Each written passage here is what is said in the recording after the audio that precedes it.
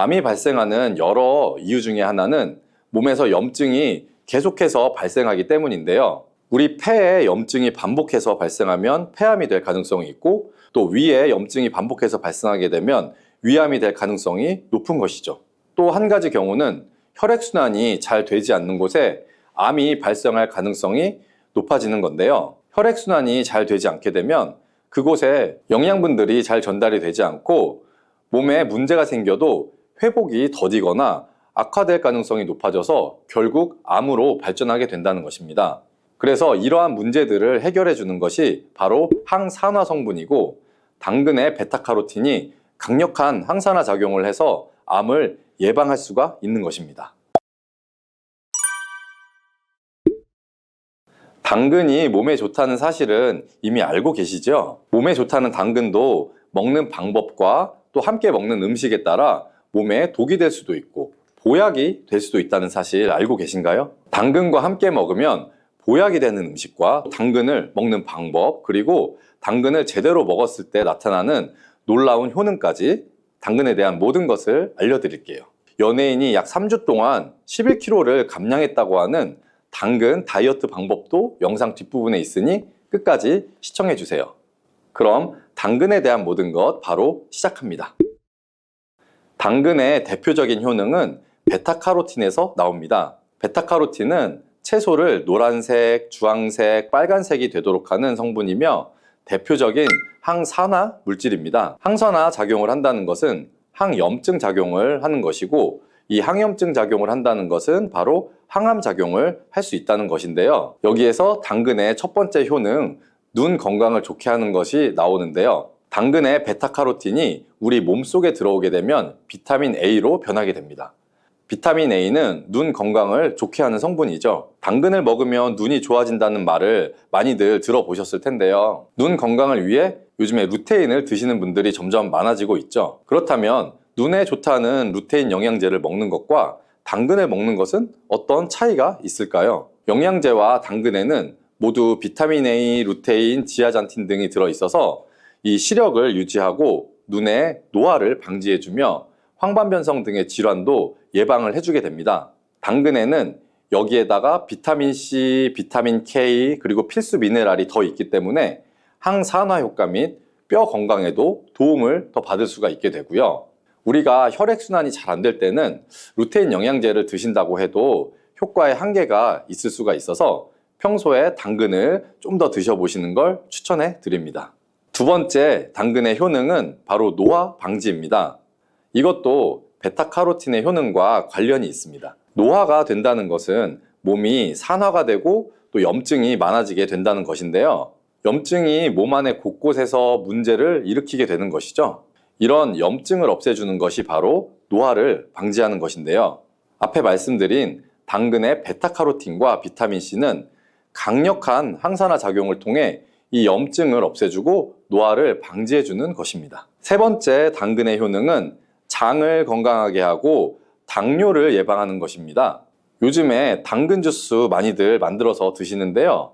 착즙해서 집에서 드시는 분들도 많으실 거예요. 여기서 약간 아쉬운 것은 착즙하고 남은 찌꺼기는 모두 버린다는 것인데요. 당근은 사실 식이섬유 폭탄이라고도 할 수가 있습니다. 당근의 베타카로틴이 혈액 내 염증을 제거하고 당근의 식이섬유는 장 속의 노폐물들을 제거하는 역할을 하기 때문인데요. 우리 장 속에 유산균이 정상적으로 잘 살아가려면 유산균의 먹이가 필요합니다. 이 먹이를 우리가 보통 프리바이오틱스라고 부르죠. 그리고 프리바이오틱스의 역할을 해주는 것이 바로 당근에 들어있는 이 식이섬유입니다. 식이섬유는 당을 흡착해서 배출해주는 효능이 있죠. 이 효능은 당이 우리 몸에 흡수되는 속도도 늦춰주고 혈당이 급격하게 오르는 것을 막아주게 됩니다. 이런 과정은 당뇨를 예방하는데 아주 탁월한 효능을 발휘하게 되는 것이고요. 그리고 네 번째 당근의 효능은 암을 예방하는 것입니다. 암이 발생하는 여러 이유 중에 하나는 몸에서 염증이 계속해서 발생하기 때문인데요. 우리 폐에 염증이 반복해서 발생하면 폐암이 될 가능성이 있고, 또 위에 염증이 반복해서 발생하게 되면 위암이 될 가능성이 높은 것이죠. 또 한 가지 경우는 혈액순환이 잘 되지 않는 곳에 암이 발생할 가능성이 높아지는 건데요. 혈액순환이 잘 되지 않게 되면 그곳에 영양분들이 잘 전달이 되지 않고 몸에 문제가 생겨도 회복이 더디거나 악화될 가능성이 높아져서 결국 암으로 발전하게 된다는 것입니다. 그래서 이러한 문제들을 해결해 주는 것이 바로 항산화 성분이고, 당근의 베타카로틴이 강력한 항산화 작용을 해서 암을 예방할 수가 있는 것입니다. 간혹 흡연을 하는 분들 중에 이 베타카로틴을 섭취하면 폐암의 발병률이 높아진다고 해서 당근 섭취를 꺼리시는 분들이 있는데요. 걱정하지 않으셔도 됩니다. 사실 암 발생은 당근과는 아무런 관련이 없습니다. 폐암이 발생했던 실험군은 당근을 섭취한 것이 아니고 베타카로틴 영양제를 섭취했던 것이었으며, 당근을 섭취한 실험군은 오히려 암 발병률이 낮았다는 연구 결과가 있습니다. 그리고 5번째 당근의 효능은 치매 예방입니다. 베타카로틴은 뇌혈관에도 작용을 하게 되는데요. 이 뇌혈관에 쌓이는 베타아밀로이드를 제거해서 뇌신경을 활성화시켜주는 역할을 해주게 되고요. 이렇게 뇌신경이 활성화되면 기억력과 학습 능력이 향상이 되고 치매를 예방할 수 있게 되죠. 치매는 발병이 되면 치료하는 것은 거의 불가능해서 예방이 정말 중요한데요. 치매를 예방하는 데 가장 중요한 것은 바로 혈관을 깨끗하게 하는 것입니다. 당근의 베타카로틴이 혈관을 깨끗하게 해주는 효능이 있으니 당근을 매일 하나씩 꾸준히 섭취해서 치매를 예방하시기를 추천드립니다. 자, 그리고 6번째 당근의 효능은 바로 다이어트에 효과적이라는 것입니다. 한 여성 연예인이 당근 다이어트로 3주 동안 11kg을 감량한 사실도 있는데요.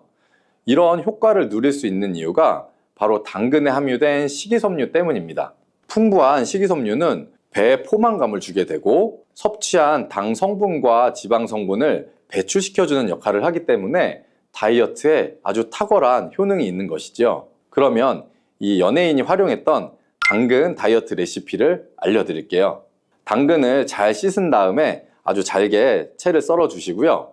당근 하나에다가 소금을 1스푼 정도 넣어서 약 10분 정도 절여 주시고, 절인 물은 이제 꼭 짜서 버려 주시면 되고요. 그리고 여기에 올리브 오일과 식초를 잘 버무려 주셔서 밀폐 용기에 담은 다음 냉장고에서 2~3시간 정도 숙성한 후에 드시면 됩니다. 이때 먹을 때 사과를 채 썰어서 함께 드시면 더 맛있게 드실 수 있고요. 이렇게 좋은 당근도 먹는 방법에 따라 효과를 10배 이상 늘릴 수도 있고, 함께 먹으면 그래서 더 좋은 음식들이 있는데요. 우선 당근을 드실 때 다이어트가 목적이라면 생으로 드시는 것이 가장 효과가 좋습니다. 다만 식이섬유는 소화가 잘 되지 않기 때문에 장이 좀 안 좋은 분들은 익혀서 드시는 것도 괜찮고요. 그리고 당근을 드실 때는 껍질까지 함께 드시는 것을 추천해 드리는데요. 당근의 영양 성분은 껍질에 가장 많이 함유되어 있기 때문이에요. 그리고 당근의 베타카로틴은 지용성 성분입니다. 지용성이라는 것은 기름에 잘 녹아서 흡수가 된다는 것인데요. 베타카로틴을 잘 흡수하기 위해서는 우리가 기름과 함께 섭취하는 것이 좋습니다. 보통 오메가3가 풍부한 올리브유나 들기름, 아마씨유 같은 기름을 사용하시면 좋고요. 기름을 사용하여 살짝 익혀서 드시게 되면 생으로 드셨을 때 10% 정도 흡수되는 베타카로틴을 약 70% 정도 흡수할 수 있게 됩니다.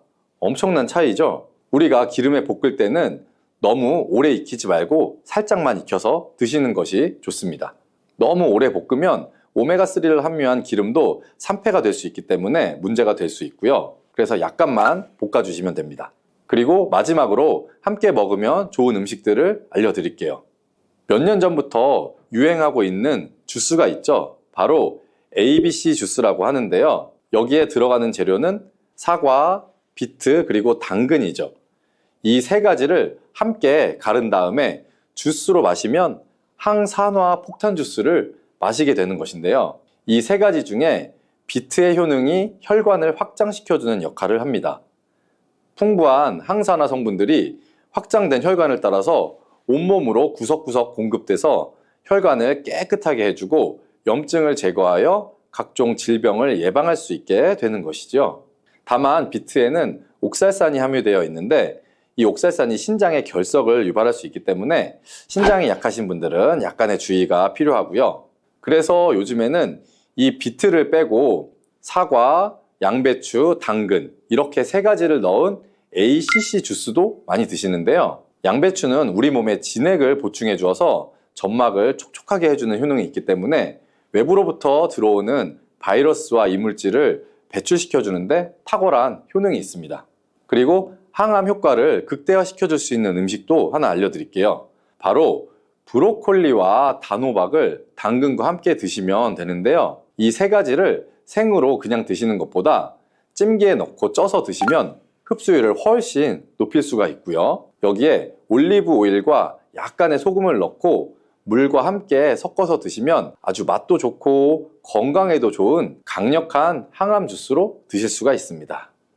시장에서 1,000원만 내면 이 봉지째 살 수 있는 평범한 당근이 60대 이후 혈관이나 눈, 간, 뼈, 장까지 동시에 보살피는 이 천연 종합보약이라는 사실 혹시 알고 계세요? 아, 당근이야 그냥 볶음이나 김밥용이라고 쓰는 이 싸구려 채소잖아, 이렇게 생각하실 수 있겠지만 하루 한 컵 당근 습관이 약 한 줌보다 강력할 때가 있어요. 특히 새벽에 눈 뜰 때 몸이 무겁고 자꾸 침침해져서 돛배구이를 찾게 되고 조금만 걸어도 숨이 차시는 분들은 오늘 영상 끝까지 보세요. 당근이 어떻게 혈압과 혈당, 시력, 관절 통증, 또 피로까지 줄이는지, 또 좋다니까 많이 먹었더니 배가 더부룩하고 콩팥 수치가 올라갔다는 실수는 왜 생기는지, 궁합 음식, 상급 음식, 조리법, 복용 시간과 적정량까지 모두 한번 알려드릴게요. 먼저 이 당근의 핵심 효능부터 살펴볼게요. 당근 속 이 카로티노이드, 특히 베타카로틴은 몸에 들어가 비타민 A로 변해서 빛을 어둡게 하는 야맹증을 막고 눈물막을 촉촉하게 유지해주죠. 서울대병원 안과연구팀이 65세 이상 약 1200명을 5년 추적한 결과 주 5회 당근을 먹은 그룹은 그렇지 않은 그룹보다 백내장과 황반변성 유형이 약 29% 나았다고 발표했어요. 베타카로틴은 또 혈관벽 세포를 산화로부터 지켜서 동맥경화 진행을 늦춰주죠. 두 번째 주인공은 칼륨이에요. 당근 약 100g에는 약 320mg의 칼륨이 들어있어서 짠 국이나 젓갈로 과다 섭취한 나트륨을 붙잡아 소변으로 빼내주는 작용을 해요. 60대 이상 고혈압 환자 48명에게 당근, 토막 2개 정도를 약 4주간 매일 먹인 임상시험에서 수축기 혈압이 평균 약 9.8, 이완기 혈압이 평균 6.3 정도 나아졌다고 해요. 세 번째는 수용성 식이섬유인 펙틴이에요. 이 펙틴은 장 속에서 젤리처럼 부풀어 콜레스테롤과 담즙산을 싹 묶어 배출하고 포만감을 오래 유지해 군것질을 억제할 수가 있어요. 옥스퍼드대가 40대 이상 약 2,400명을 관찰했더니 사과 반쪽, 당근 한 토막을 매일 먹은 군은 심혈관 질환 발생률이 약 40%나 가까이 감소했대요. 네 번째 효능은 간의 독이에요. 당근즙을 공복에 한 컵씩 마시면 베타카로틴, 칼슘, 마그네슘이 산성화된 혈액을 알카리성으로 돌려서 간의 과중된 해독 부담을 내려주죠. 최적의 간 효소가 분비되면 피로회복 속도가 약 1.5배 빨라지고 낮에도 도름이 절할 수가 있어요. 다섯 번째는 뼈나 관절 보호. 당근에는 흡수율 높은 식물성 칼슘과 비타민 K가 들어있어서 골다공증 진행을 늦추고 관절 속의 윤활액 생성을 도와서 무릎, 이 삐걱거림 증상을 도와줄 수 있죠. 유럽 골 대사학회에 따르면 당근 70g을 주 4회 이상 먹은 60대 여성은 골절 위험이 약 18% 낮았다고 해요. 여섯 번째는 면역이나 항암 작용. 베타카로틴, 루테인, 클로로겐산 등등이 굉장히 많아서 활성산소를 제거해 암세포 성장과 만성 염증을 억제하죠. 대장이나 폐, 전립선암 가족력이 있는 분들이 평소 당근 섭취를 늘리면 발병 위험이 15에서 30% 줄어든다는 이 다기관 메타 분석도 나와 있어요. 이렇게 좋은 당근도 어떻게 언제 무엇과 먹느냐에 따라서 약이 될 수도 독이 될 수도 있겠죠. 가장 먼저 조리법 먼저 알려드릴게요.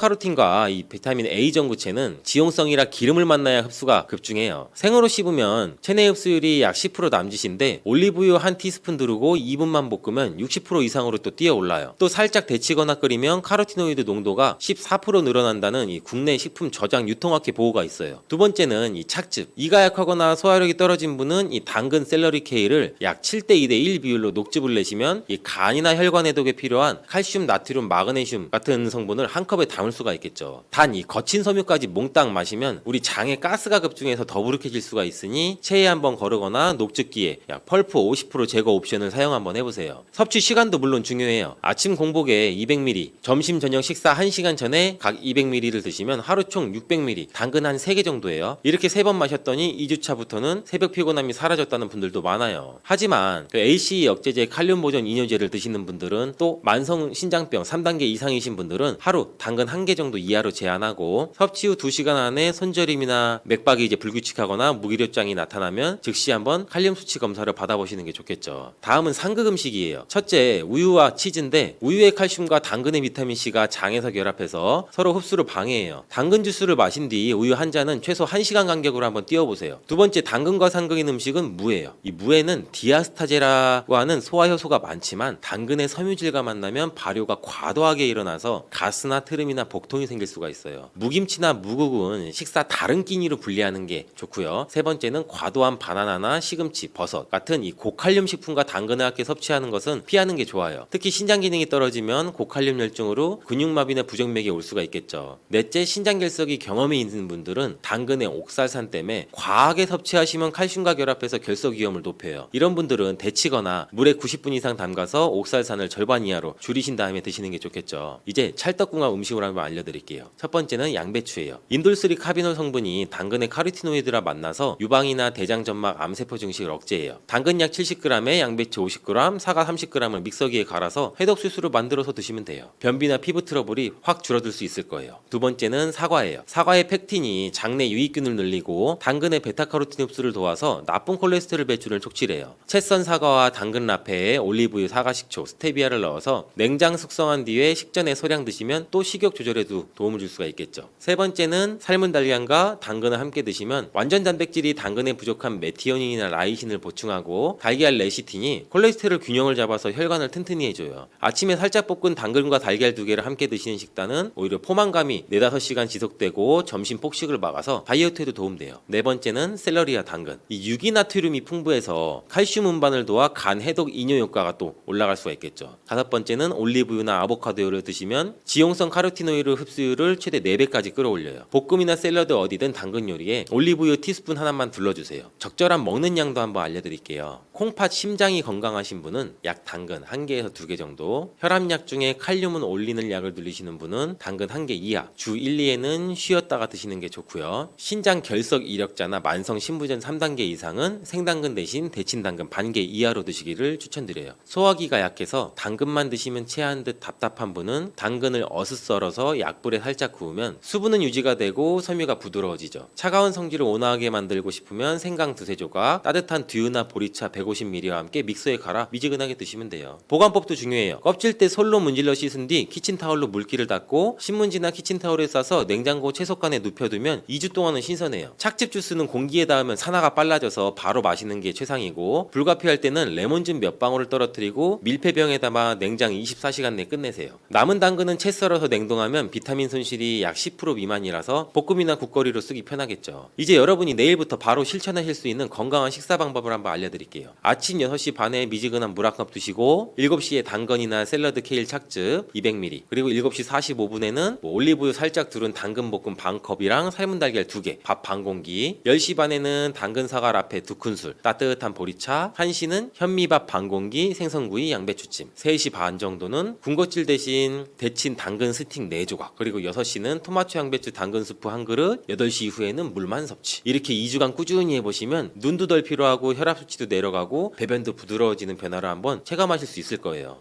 물컹하고 보랏빛이라 손이 잘 안 간다는 이유로 밥상에서 자주 밀려났지만, 알고 보면 혈관이나 눈이나 뇌, 장, 피부까지 두루 챙겨주는 보석 같은 채소인 가지에 대한 모든 것을 알려드릴게요. 제철만 되면 일본에서만 한 해 6만 kg을 사갈 정도로 인기인데, 정작 우리나라는 1인당 연간 약 100g도 안 된다고 하니 참 안타까운 노릇이죠. 가지가 몸속에서 해내는 놀라운 일들이랑 건강하게 드시는 법 함께 곁들이면 힘을 2배로 키워주는 식재료, 주의해야 할 부작용, 그리고 맛, 영양을 살려서 오래 두고 먹을 수 있는 이 보관 요령까지 한번 영상 끝까지 한번 시청해보세요. 먼저 한번 효능부터 살펴볼까요? 가지가 자주색 옷을 입은 까닭은 이 안토시아닌이라는 천연 색소 덕분이에요. 양파나 포도에도 들어있지만 가지 껍질에는 특히 이 나수닌이라는 안토시아닌이 가득해요. 나수닌은 혈관벽에 달라붙은 산화 콜레스테롤을 녹여내고 과도한 철분이 세포를 녹쓰는 것을 막아서 혈관노화, 염증을 동시에 잡아주는 성분이에요. 고기를 자주 드시는 분이나 중성지방이 높다는 검진 결과를 받으신 분께 가지가 권장되는 이유죠. 실제 국내 대학 연구에서 8주 동안 매일 가지 약 150g을 섭취하게 했더니 나쁜 콜레스테롤이 평균 약 18%, 중성지방이 약 18% 감소했고, 혈압도 수축기, 이완기 모두 약 5 정도 내려갔다고 해요. 두 번째 장점은 강력한 항산화 항암 작용이에요. 가지 껍질뿐 아니라 속살에서도 클로로겐산이라는 폴리페놀이 풍부하죠. 이 성분은 자유라디칼이라는 이 노화 촉진 물질을 제거하고 발암 물질이 세포 유전자를 변형시키는 것을 막아줘요. 일본 농림성 식품연구소가 가지 시금치 파김치, 브로콜리의 발암물질 억제력을 비교했더니 가지가 80% 이상 억제율로 1위를 차지했대요. 위암, 대장암, 유방암과 같은 이 소화기관과 호르몬 영향을 받는 암 모두에서 보호 효과가 확인됐대요. 세 번째는 눈 보호예요. 안토시아닌은 망막에 있는 로놉신이라는 단백질이 재생될 때 꼭 필요한 조효소 같은 구실을 해요. 로놉신은 빛 자극을 전기신호로 바꾸는 스위치인데 나이가 들면 재생 속도가 떨어져서 밝은 데 나왔다가 한참 동안 눈이 부시죠. 가지를 꾸준히 드시면 로놉신 합성이 빨라져 야맹증과 황반변성 위험이 낮아지죠. 더불어 속살에 든 베타카로틴도 시력 보존에 힘을 보탤 수가 있겠죠. 네 번째는 장과 간을 동시에 달리는 해독작용이에요. 가지 100g에는 약 3g, 고구마보다 또 많은 식이섬유가 들어있어서 장내 유익균의 먹이가 되고 변비를 풀어줄 수가 있죠. 특히 스펀지 같은 조직이 용해성, 불용성 섬유를 골고루 품고 있어서 배변은 부드럽게 하고 독소 배출은 시원하게 도와요. 공복에 가지찜과 미지근한 물 한 컵을 곁들이면 묽은 변이 잘 흘러나온다는 후기도 많아요. 또 클로로겐산이 지방을 녹이고 담즙 흐름을 촉진해서 지방간이나 담즙 정체 개선에도 도움을 줄 수가 있겠죠. 다섯 번째는 염증이나 통증 완화죠. 가지 꼭지와 꽃받침에는 이 스코폴레틴이랑 스코파론이라는 특이 성분이 들어있어서 구내염이나 치주염, 인후통 같은 점막 염증을 진정시키고 신경성 두통, 근육 경련을 완화해요. 민간에서는 잘 말린 꼭지를 달여서 그 물로 각을 해서 입냄새와 잇몸 붓기를 다스렸는데 현대 연구에서도 항균이나 항염 효과가 입증이 됐죠. 여섯 번째는 체중이나 혈당 관리죠. 가지 속 식이섬유 폴리페놀은 탄수화물 소화를 지연시켜서 혈당이 급격히 오르내리는 이 혈당 스파이크 현상을 막아줘요. 같은 이유로 인슐린 민감도가 높아져서 복부지방 축적도 줄어들죠. 클로로겐산은 간에서 당을 새로 만드는 과정을 억제하고 베타카로틴은 지방 연소를 도와서 다이어트나 지방간 내장 지방 문제를 해결해서 시너지를 내요. 일곱 번째는 뇌 건강이에요. 나순인과 마그네슘, 비타민 B6 그리고 엽산은 뇌 세포막을 유연하게 하고 신경 전달 물질 합성을 돕고 치매를 부르는 이 베타 아밀로이드 찌꺼기가 쌓이는 것을 억제하죠. 65세 이상 노인 약 120명을 대상으로 한 시험도 있는데 여기서는 가지에 들기름을 함께 드신 분은 12주 정도 뒤에는 단기 기억이나 언어 기억 검사에서 대조군보다 약 25% 높은 점수를 기록했대요. 여덟 번째는 피부나 모발 건강이죠. 가지 껍질에는 안토시아닌과 루페올은 여드름의 균을 증식을 억제하고 피지 분비를 조절할 수가 있죠. 베타카로틴과 비타민 C나 E는 이 진피층의 콜라겐을 보호해서 잔주름을 늦추고 두피 혈류를 개선해서 탈모 예방에도 보탬이 될 수가 있어요. 이렇게 좋은 가지 어떻게 드셔야 효과를 100% 살릴까요? 핵심은 찐다, 들기름을 곁들인다, 삶은 물은 버리지 않는다. 이 세 가지예요. 상명대학교 연구팀이 가지 약 100g을 물에 삶고 전자레인지에 돌리고 찜기에 쪘을 때 이 항산화 성분 변화를 비교했어요. 생가지는 클로로겐산 약 271mg이었는데 물에 삶자 25mg로 뚝 떨어졌어요. 전자레인지는 6분 후에 225mg, 14분 후에 120mg까지 감소했는데 반면 찜기에 12분 쪘더니 375mg로 오히려 늘었어요. 수용성 안토시아닌이 수분만큼 빠져나오지 않고 세포벽이 부드럽게 풀리면서 추출률이 높아진 덕분이죠. 그러니 가지는 손질해서 찜기에 6분에서 12분이 표준 조리법이에요. 꼭지를 버리지 않는 것도 팁이에요. 가지 요리를 할 때 덜어낸 꼭지를 깨끗이 씻어서 햇볕이나 건조기에 말려두었다가 한 주먹 정도를 물 500ml에 넣고 약 15분 정도 달여서 보랏빛이 되는 연한 차로 만들면 천연 구강 세정대가 돼요. 식혔다가 약간의 소금을 타서 각을 하면 잇몸이나 입안 염증이 가라앉고 입냄새가 또 줄어들죠. 차는 냉장 보관해서 하루 안에 드시는 게 좋고요. 가지에 들기름을 더하면 영양 흡수가 2배로 또 좋아져요. 베타카로틴이나 비타민 E 같은 지용성 성분이 들기름 지방과 섞여서 흡수율이 높아지고 들기름 오메가3가 가지의 항산화력을 강화해서 혈관 보호 효과가 배가 되죠. 방법은 간단해요. 찐 가지를 살짝 식힌 뒤에 들기름 한 숟갈, 간장, 식초를 다진 마늘, 깨소금을 약간 섞어서 무치면 돼요. 혹은 김치찌개, 된장찌개를 완성한 뒤에 불을 끄고 잘게 썬 찐가지와 들기름 한 숟갈을 넣어서 약 1, 2분 정도 뜸들여도 풍미가 훨씬 부드러워지죠. 가지를 더 맛있고 건강하게 만드는 궁합 좋은 음식 3가지를 소개해 드릴게요. 첫 번째는 브로콜리랑 시금치, 케일 같은 녹황색 채소예요. 루테인이나 지아잔틴, 비타민 K가 풍부해서 안토시아닌과 함께 눈 혈관을 이중 보호하죠. 두 번째는 들깨우드, 아몬드 같은 견과류, 불포화 지방이 베타카로틴 흡수를 돕고 단백질이 추가돼서 이 포만감이 오래 갈 수가 있죠. 세 번째는 토마토, 레몬, 파프리카처럼 비타민 C가 많은 재료예요. 비타민 C가 안토시아닌의 산화를 늦춰서 색과 향, 항산화 효과가 오래 갈 수가 있어요. 반대로 피해야 할 음식도 있죠. 지나치게 짜거나 달고 설탕, 소금, 이 MSG가 많은 가공 양념이나 튀김, 삼겹살처럼 포화지방이 많은 음식은 가지의 혈관 청소를 떨어뜨리고 지방 흡수를 오히려 늘려요. 섭취할 때 주의점도 꼭 기억해 주세요. 첫 번째 가지는 찬 성질이에요. 손발이 늘 차고 설사나 복통이 잦으신 분들은 하루 약 150g 이내 찬물 대신 따뜻한 차와 함께 드시는 게 좋고, 두 번째는 생가지를 주스로 갈아 드시는 분이 가끔 있는데 절대 피해야 돼요. 배 아프게 하는 이 솔라닌이 생가지는 개당 약 10mg 이상 들어있어서 위경련이나 혈변이나 현기증을 부를 수가 있어요. 열을 충분히 가하면 대부분 분해되니까 익혀 드시는 것이 안전하겠죠. 세 번째는 항히스타민제를 복용 중이시거나 히스타민 과민증이나 아토피가 심한 분은 가지 속 히스타민이 오히려 증상을 악화시킬 수가 있어서 소량으로 반응을 확인한 뒤 섭취량을 늘리시는 게 좋아요. 네 번째는 만성 신부전으로 칼륨을 제한해 드시고 계신 분은 가지의 칼륨이 혈중 농도를 높일 수가 있어서 50에서 70g 이하로 줄이거나 의료진과 상의해서 드시는 게 좋겠죠. 보관은 싱싱할수록 맛있다 원칙을 지키면 어렵지 않아요. 가지는 수분이 94% 정도 돼서 금세 숨이 죽고 껍질이 쭈글쭈글해지죠. 장을 보신 날 바로 조리하시기 가장 좋고, 남길 때는 키친타올로 물기를 닦아서 신문지나 종이봉투에 싸서 냉장고 야채칸에 눕혀둬요. 껍질이 까맣게 변하거나 씨가 갈색으로 비칠 만큼 오래 두면 안토시아닌과 비타민C가 절반 이상으로 줄어들어요. 데쳐서 지퍼백에 넣어서 냉동하면 3개월까지도 거뜬한데, 해동 없이 그대로 찜통에 2, 3분만 다시 쪄내면 처음과 큰 차이 없이 촉촉하게 드실 수가 있겠죠. 가지는 안토시아닌이나 클로로겐산이나 베타카로틴, 식이섬유 같은 귀한 성분을 한 몸에 담아서 혈관 청소, 혈압, 혈당 안정, 눈보호, 장해독, 항암, 피부, 관절 염증 많죠. 다이어트에 부성 개정까지 이런 걸 책임지는 이 만능 보랏빛 약초예요. 효과를 극대화하려면 껍질째 쪄서 들기름이랑 비타민 C 풍부한 채소랑 함께 드시고, 꼭지는 버리지 말고 말려서 각을 차려 한번 활용해 보세요. 단 생가지는 금물이고, 몸이 차신 분은 신장질환 항히스타민 복용자는 섭취량을 조절해야 되고, 보랏빛이 선명한 단단한 가지를 사서 바로 조리하거나 신문지에 싸서 냉장 보관, 남은 건 데쳐서 냉동하시면 돼요. 이렇게만 해도 가지의 맛과 영양 성분이 오래가요. 이제는 가지가 물컹해져서 싫다는 기억을 잠시 접어두시고, 반찬으로 찐 가지 들기름 무침 한 접시부터 시작해보시면 어떨까요? 혈관이 맑아지고 눈이 덜 피로해지면서 아침마다 화장실에 가서 시원해지는 변화를 느끼실 거예요.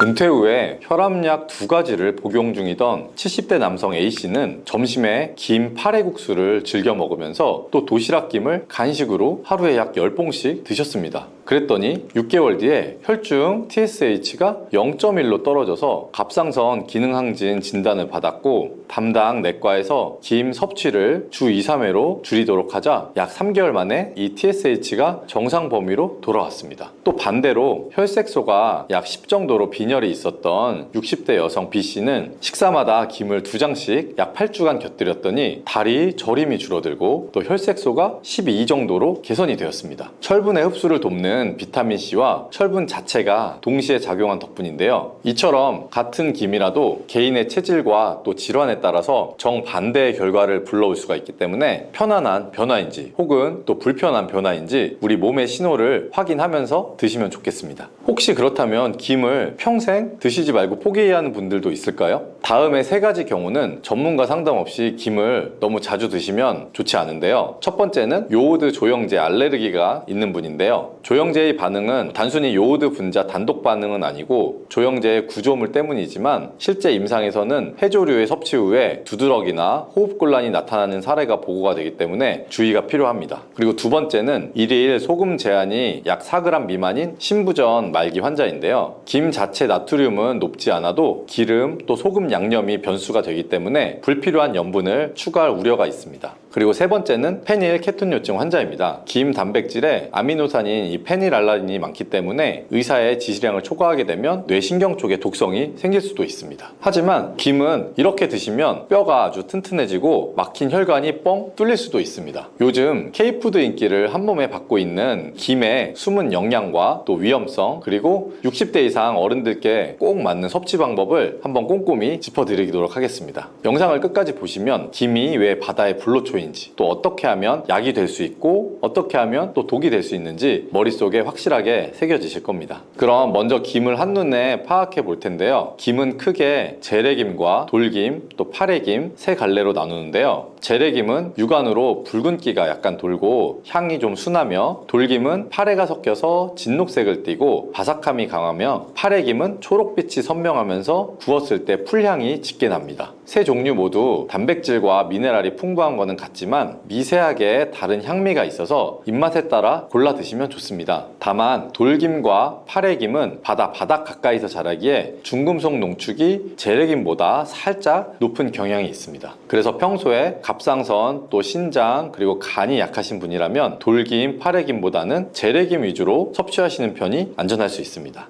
그리고 김은 우리가 아는 것보다 풍부한 영양을 가지고 있습니다. 김 100g, 그러니까 약 마른 김 10장 남짓에는 단백질이 약 30g 정도 안팎이 들어있고 필수 아미노산 비율이 40% 이상입니다. 이는 소고기 안심 100g에 함유된 단백질보다 많고 또 소화 속도는 소고기보다 2배가량 빠릅니다. 그래서 위산 분비가 줄어든 어르신들도 속에 더부룩함 없이 흡수할 수 있다는 장점이 있고요. 또 김의 단백질은 메티오닌이나 시스테인 같은 황을 함유한 아미노산이 많아서 글루타치온 생성을 도와서 간의 해독 효율을 높여줄 수가 있습니다. 김 한 장이 몸이 피곤할 때 숙취 해소제처럼 느껴지는 이유가 바로 여기에 있는 거죠. 그리고 김에 함유된 칼슘은 우유의 약 4배, 그리고 철분은 시금치의 약 7배 정도가 들어있습니다. 그리고 마그네슘, 아연, 구리, 망간도 아주 풍부하게 들어있어서 뼈와 치아, 그리고 혈액의 합성에 많은 도움을 줄 수가 있습니다. 특히 돌김은 칼슘이 100g당 약 400mg 정도, 또 재래김은 100g당 약 300mg 정도 수준인데 한 끼에 3, 4장 정도 섭취만으로도 칼슘 60mg 정도를 쉽게 채울 수가 있습니다. 그래서 골다공증 약을 드시거나 하는 어머님들은 하루 반찬으로 김을 좀 얹어 드시면 음식으로도 칼슘을 조금씩 채울 수 있어서 약의 의존도를 점차 줄여볼 수도 있습니다.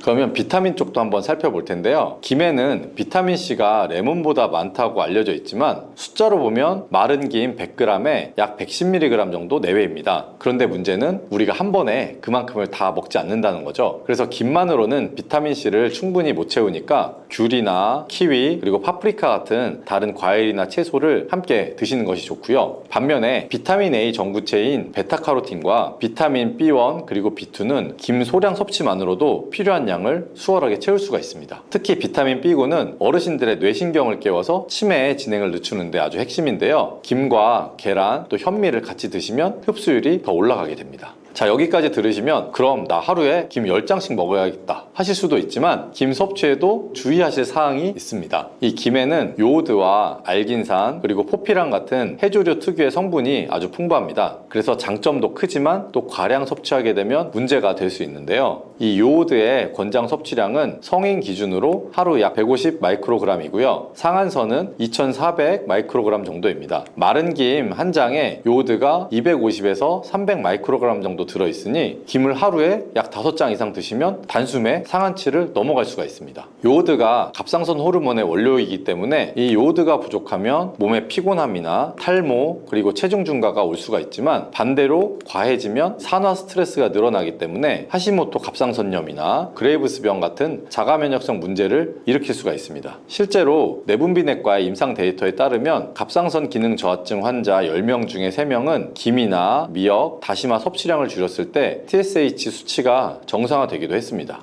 그래서 적정 섭취량을 간단히 말씀드리자면 건강하신 분이면 하루에 약 3장 정도, 또 갑상선약을 복용 중인 분이라면 하루에 1장 또는 주 약 3회 이내로 제한하시면 좋습니다. 그리고 김에 들어있는 알긴산이나 포피라는 장에서 지방과 콜레스테롤, 중금속을 흡착해서 혈관을 깨끗하게 하지만 이것이 지나치게 되면 수용성 영양소인 칼슘이나 마그네슘, 철분의 흡수를 막을 수가 있습니다. 특히 골다공증 약이나 철분제를 드시는 날에는 알약을 복용한 후 최소한 2시간 정도 뒤에 김을 드셔야 약효가 떨어지지 않습니다. 반대로 변비가 심할 때는 알긴산과 이 포피란이 변의 수분을 끌어들여서 배변을 부드럽게 해 도움이 될 수도 있습니다. 그리고 다음은 중금속 이슈인데요. 납이나 수은, 알루미늄, 카드뮴 같은 중금속들은 한번 체내에 들어오게 되면 반감기가 수년이 걸립니다. 그래서 김 양식장 근해가 만약에 산업시설과 가까울수록 농도가 높아지기 때문에 제품 포장에서 해역을 명시한 곳, 그리고 납이 약 0.2mg 이하, 무기 비소는 0.5mg 이하 같은 표시가 있는지 확인하고 하시는 것이 좋습니다. 보통 믿을 만한 업계의 대기업 제품일수록 검사 성적서를 첨부하기 때문에 안심이 조금 더 되긴 합니다. 자, 그래도 나는 하루에 김을 꼭 먹어야 밥이 넘어간다 하시는 분이라면 여기에 마늘이나 양파 또 브로콜리 같이 휘발성의 화합물이 많은 식품을 함께 드셔서 이 중금속의 배출 통로를 자극해 주시면 더 좋습니다. 예를 들어 저녁에 마늘종 무침, 또 양파, 풋고추, 장아찌, 브로콜리 데침을 곁들이고 김을 싸 먹으면 중금속의 흡수율이 눈에 띄게 줄어들 수 있습니다.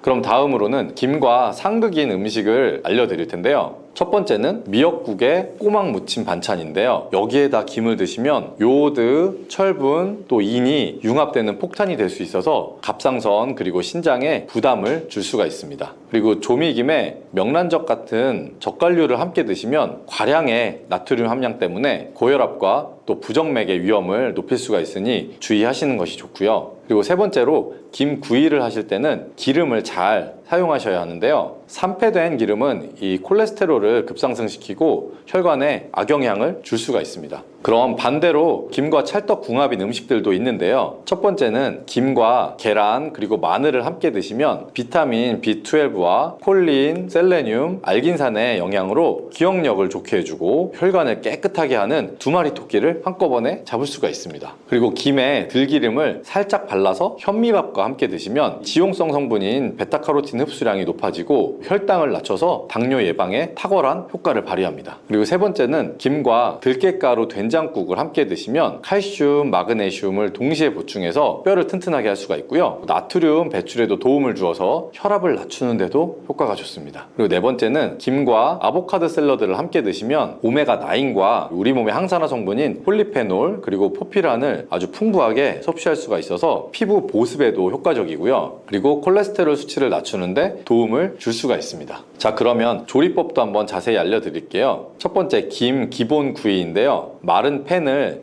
중약불로 한 30초 정도 예열한 다음에 김을 올리고 앞면을 4초 정도, 또 뒤집어서 뒷면을 4초 정도만 살짝 쬐서 수분을 좀 날려준 뒤에 불을 끕니다. 만약에 팬 온도가 약 150도 이상 되면 비타민C 파괴가 시작될 수가 있기 때문에 짧게 구우시는 것이 좋습니다. 두 번째로 들기름을 코팅하는데요. 팬에서 내려서 약간 식힌 김에다가 들기름을 붓으로 얇게 바르고 가는 소금을 약 30cm 위에서 눈 내리듯이 뿌려서 골고루 묻히면 짠맛이 균일하게 생깁니다. 참기름보다 들기름이 리놀렌산이 높기 때문에 염증 완화에 더 효과가 좋습니다. 세 번째는 김치 김말이인데요. 묵은지 한 장을 물에 살짝 헹궈서 짠맛을 좀 덜고 여기에 김 위에다가 깔은 다음에 돌돌 말아서 팬에 뒤집어서 구워줍니다. 이 묵은지 안에 있는 유산균이 요오드의 흡수를 일부 억제해 줄 수가 있습니다. 그리고 네 번째는 김 계란전입니다. 김 2장을 겹쳐서 4 곱하기 6cm 정도로 자른 다음에 계란 2개, 다진 파, 다진 마늘에 소금 약간을 풀어서 김을 앞뒤로 적십니다. 팬에 기름을 아주 살짝만 두르고 약한 불에서 양면을 1분 정도씩만 붙여주면 됩니다. 이렇게 드시면 한 조각당 단백질 약 4g, 칼슘 약 15mg 정도를 섭취할 수가 있습니다. 다섯 번째는 요리용 분말을 만드는 건데요. 색이 바랜 묵은 김은 마른 팬에서 다시 구운 뒤에 믹서로 갈아서 분말로 만들어 놓으면 이걸 냉동해 놨다가 나중에 볶음이나 죽, 또 된장찌개에 한 티스푼씩 넣으면 아주 음식의 풍미를 높일 수가 있습니다. 그럼 보관하는 방법도 알려드릴게요. 첫 번째로는 밀도가 높은 수분 제거제를 함께 보관하셔야 하는데요. 습기를 먹은 김은 곰팡이가 보이지 않아도 히스타민의 농도가 높아서 두드러기 위험을 발생시킬 수가 있습니다. 그리고 영하 18도씨의 냉동실에서 최대 1년간 보관이 가능한데요. 단 꺼냈다가 다시 넣으면 결로 현상 때문에 수분이 생겨서 필요한 만큼만 소분해서 쓰시는 것이 좋습니다. 그리고 개봉 후 약 48시간 내에 섭취하시는 게 좋은데요. 김은 공기에 닿으면 지질이 산패해서 특유의 과자 비린내가 날 수가 있습니다. 산패된 지질은 세포에 돌연변이를 일으켜서 암 발생 위험을 높일 수가 있습니다. 김의 섭취량은 연령과 또 건강 상태에 따라서 달라질 수가 있는데요. 평균적인 성인이 특별한 질환이 없을 때는 마른 김 3장, 도시락김 1봉 정도가 적당하고요. 65세 이상은 칼슘 보충이 더 필요하겠죠. 김을 하루에 약 4장까지 허용하되 나트륨은 약 150mg 이내로 드시는 것이 좋고요. 그리고 만약 갑상선 질환으로 약을 복용하는 분이시라면 주 3회 정도 복용하는 것이 좋고 회당 1장 이하로 섭취하시는 것이 좋습니다. 김을 섭취하는 날에는 미역국이나 다시마 육수 같은 것은 피하는 것이 좋습니다. 그리고 신장 투석 환자는 이내 칼륨과 제한을 위해서 의사분과 상의 후에 김은 소량만 드시는 것이 바람직합니다. 2세에서 8세 정도의 소아는 알레르기 혹은 중금속의 위험을 고려해서 한 반장 이내로 먹게끔 해주시면 좋고요. 김은 위생법상 수산물 위생관리법에 따라서 생산, 가공 단계, 그리고 양식장 수질 검사, 자체 공정관리 인증제도, 중금속, 산패도, 미생물 검사 등을 통과해야만 유통이 될 수가 있습니다. 하지만 소규모의 간해식품이나 무표시된 직거래품은 규제를 받지 않기 때문에 가급적이면 정식으로 통관해서 성적서가 첨부된 제품을 선택하는 것이 좋습니다. 인터넷으로 최저가로 살펴보다 보면 가격이 터무니없이 낮은 것들이 있는데 이런 것은 검증되지 않은 것일 가능성이 높기 때문에 피하는 편이 좋습니다.